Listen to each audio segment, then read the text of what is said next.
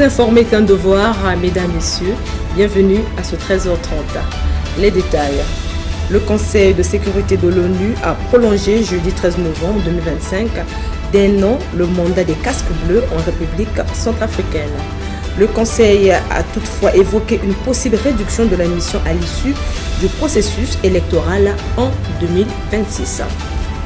Des centaines de personnes ont manifesté jeudi à Gabès, en Tunisie, devant un tribunal qui examinait une plainte réclamant l'arrêt des unités polluantes d'un complexe chimique rendu responsable de dizaines d'intoxications depuis début septembre 2025.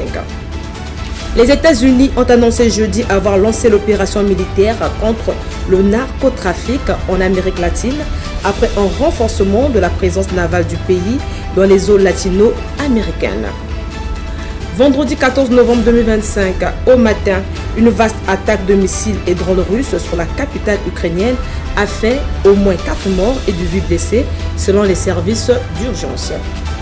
Le président français Emmanuel Macron recevra le président ukrainien Volodymyr Zelensky lundi 17 novembre 2025 à Paris pour une visite visant à réaffirmer l'engagement de la France aux côtés de l'Ukraine et à entretenir la dynamique du travail engagé sur la question des garanties de sécurité de Kiev selon l'Élysée. La première ministre italienne Giorgia Meloni a accueilli son homologue albanais à Rome pour le premier sommet officiel intergouvernemental Italie-Albanie. Au cours de ce sommet, une quinzaine d'accords de coopération ont été signés.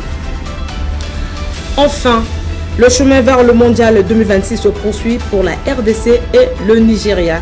Les deux nations ont décroché jeudi 13 novembre 2025 à Rabat leur billet pour la finale des barrages africains du mondial 2026.